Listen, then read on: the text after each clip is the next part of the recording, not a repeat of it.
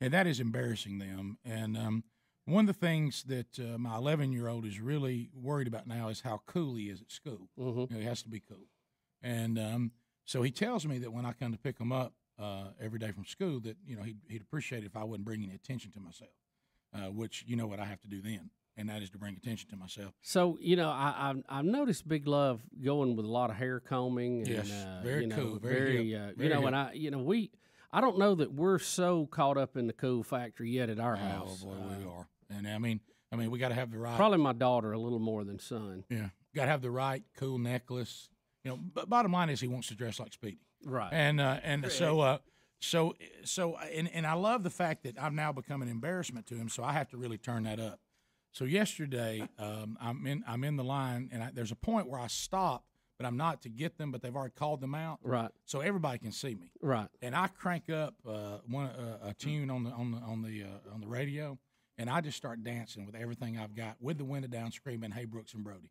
And his face got so red standing out there. Look, at one point he looks, and this little girl asked him, "Is that your dad?" And he said no.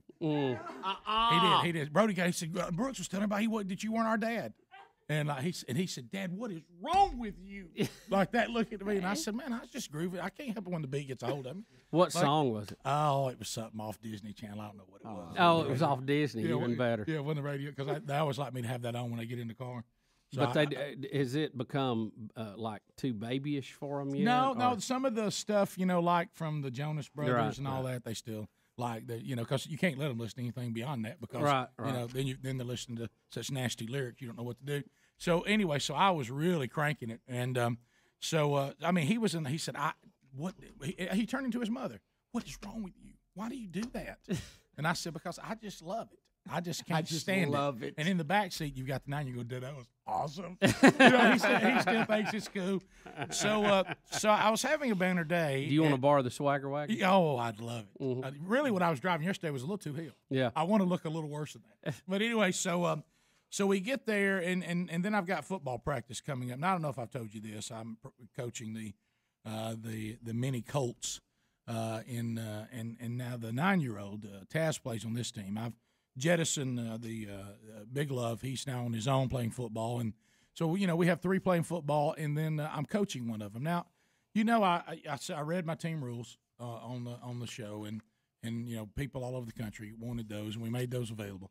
So you try, but I'm trying so hard to, and it's such a tough line, guys. It's just such a tough line to be a good football coach, but not just go nuts and lose your mind. Trying to make it fun, but at the same time not tolerating things that just can't be tolerated on the field. And getting the most out of it. It's just so hard. I'm just a sinner saved by grace. It's just hard. Because let me tell you, I've got some switches you can flip with me, and the one that you can that there's a switch that just flips, and I just lose all sense of reality, is a lack of effort. I cannot stand to watch people loaf and not try.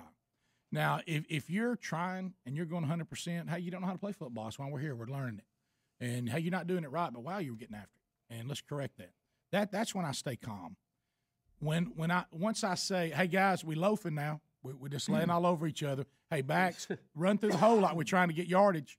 Hey, we're not just going through this. We're in full pads. It's live." Yeah. So I don't really know what happened. The loafing just continued at practice yesterday, and we're inside a week to the first game. Yeah. Okay. And the mighty Colts. And what age group is this? This is fourth graders. There might be 1 or 2 third graders, but it's mainly all fourth graders. So this is what they call the sophomore league. So this is beginner football, Rick. I'm talking to myself now. First time they've been right. up there. But you know what? As I said, a little scary to some of them. Hey, effort doesn't require expertise. You don't have to have any expertise to have effort. Effort is not something, man. I've never really. It's my first time to have effort. I mean, it's not like that. It's your first time to play football. It's not your first time to give effort. I hope. Doesn't take talent to hustle. No, it doesn't. And so the backs are walking up into the hole, and then it doesn't matter how slow they're going in the hole because the defense has no desire to tackle them. So they could run as soft as they want to because nobody's going to tackle them. And we're just leaning on each other. And to what I interpreted, we're dancing. It looked like a bunch of people trying to dance. And so I could tell that the assistant coaches knew that I was kind of getting at the end of my rope on this. And parents are just, lined up watching. And you got their little lawn chairs. Yeah, and cameras. Of course, they turn those off once. Well, we hope not. Yeah, yeah. I know y'all. And finally, Bubba, I'll relate to something that you love, and that is a launch of a rocket. Yes. Okay. So the fire starts billowing out underneath me, and Right. everybody realizes, hey, we're T-minus a few seconds from this. The main engines have started, but they haven't ignited the Right, solid right, rocket right. boosters. At that point, there's no going back. And then there's what I consider the warning shot. Hey, guys, I am real serious about this. If we don't start hitting the hole, Main engine launch. if we don't start hitting the hole with some urgency and defense, if we don't start getting in the middle of people and stop grabbing at people, I said, guys, I'm done with that. I try sending individuals off to other coaches to work with, and then what I considered to be the last time. Engine up to 100%. Right. So we loafed up in the hole, and the defense loafed up and just kind of nonchalantly grabbed at somebody, and it looked like they were dancing. Now, I don't know, because I can't remember it all clearly. Light the solid rocket booster and blow the hole down bolts.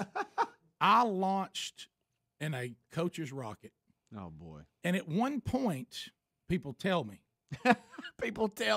that I was out into the flats over to the right. We had run the play to the right.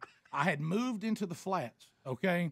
And I was standing there doing the dancing bear that used to be on Captain Kangaroo. Do you remember the dancing bear? Oh, yeah. And I was screaming things like, you in here and we're just dancing? And at one point, Rick, I'm doing this. I'm just, yeah, here dancing. And we out there, we're about to dancing. And I'm doing, and I'm like that. And then you start saying crazy things. I'll play with no players. The next first game, no players. And I'm just like it. And You didn't punch anybody, did you? no, I didn't punch anybody, nor did I make them all do a 3-on-1 drill. But I thought to myself, and then there's moments. Because I can't recommend that. Yeah, there's moments when it's over, and we've talked about this many times, and you hear birds chirping, because And then you hear crickets. right, and then you look around and like people who brought their dogs are scared, Right. and everybody's like, All the dogs have laid over on their belly. Yeah. They give up. we have 18 players, and you look, and there's 18 pair of eyes just staring. Yeah. Right. Everything stopped. Coaches have nothing to add. Can you show us the dancing bear one more time?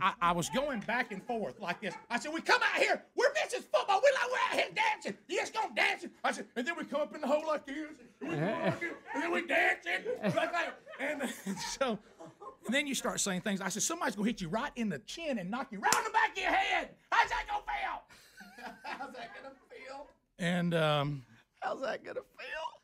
so then I stand there behind get back in the huddle. So everybody gets in the huddle, and I'm going. And I realize I'm real tired because it took a lot of effort to dance like that bear. And then there he is. Captain Kangaroo's famous dancing bear. So then you have a veteran coach, and you got coaches that have never coached. Oh, boy. And They're in shock like the kids. Look, and I'm breathing hard. And I look over to the veteran. I said, how'd you like that? He said, I thought the dancing was something I've never seen. He said, but in the future, because you have a show to do tomorrow, won't you just tell me you're angry so that you can talk tomorrow? And I'll be the angry coach. I said, that's a good idea going forward. It really is. Let me be dancing bear. Yeah, he said, I don't know that I'll dance, but I will definitely be firm. And then the other coaches, and I love the birds when it all quit in the silence because the kids aren't speaking because now they're scared out of their minds. You know what I mean? So now you just hear birds chirping, and then there's that scan to the parents, and some of them are, the husbands and wives are holding each other, some of them crying. Right. You know what I mean? And you look over there. And, dad or two sucking their thumb. Right. And the mom who's excited about getting everybody's names on the back of their jerseys, she's just holding a clump of jerseys. You know what I mean? And can you see it? Right. Other practices have stopped. Other practices on other fields have stopped. Rick, I would call it crickets. You hear crickets now. Right. Yeah. And look, and I'm tired too. I love when it's over like that. Does everybody understand what I'm talking about? Y'all understand what I'm saying?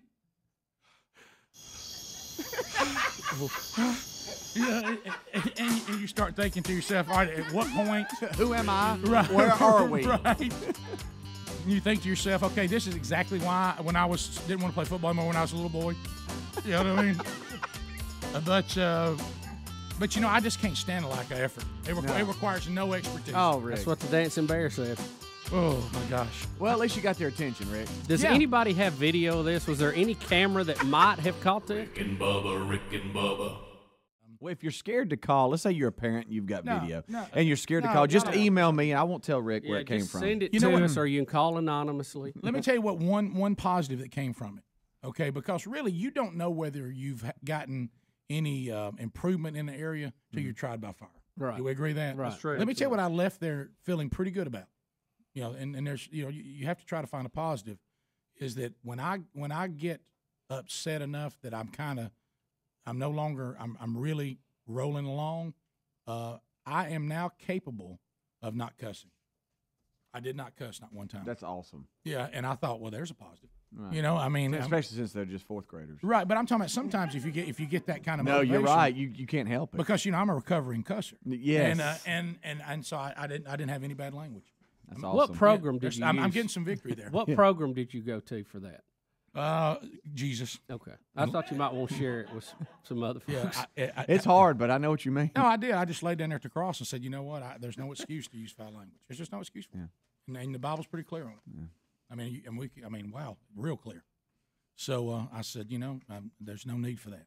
Now, if I can just keep from getting around Greg and cussing, that'll be my next step. If that could, maybe some osmosis. Right. Well, there. I hate to, take a shot today, but right. Well, I understand that. There'll be some language sprinkled around here, and not just from him. I'm speedy. But I mean, for a minute to realize going on, if there's ever a time that you would say something you shouldn't say, it's right now because you're so frustrated and it didn't happen. So I felt good about that. I think that's improvement. Yeah. Do you have a go-to word that you can just say when you have to say something? I do like, and this does give me some relief from not saying that, and it's a gray area. I still will from time to time say that they're out there like they got the finger in their butt, and I need to take that out. That's one I probably need to remove.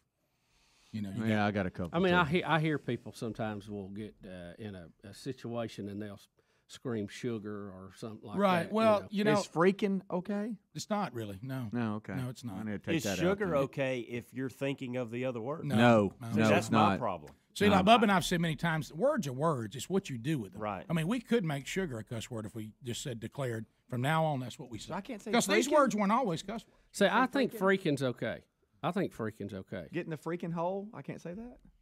If you're, I don't think so. Okay. I'm going to take that out. Boy, I use that a lot. Yeah. So does Drake, by the way. I've been working on him with that. Yeah, a couple other ones, too. Yeah. Yeah. Oh, I got a bunch. Yeah. The matter of fact, the 9-year-old came home and asked Mom about it. She said, Coach Drake says that all the time. And so it's, I mean, to me. Get in the hole, please.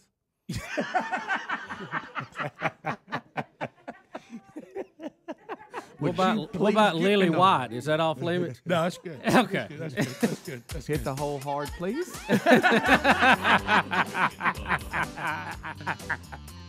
You can just scream. Say nobody can get you for screaming. Son, no if matter they what you're thinking. Son, if somebody put your brain in a hummingbird, oh my gosh, I'm going back to those. Right. I realized I have my dad right here, right now. So we'll be back. Thankfully, no footage. You're listening to the Rick and Bubba Show. Rick and Bubba.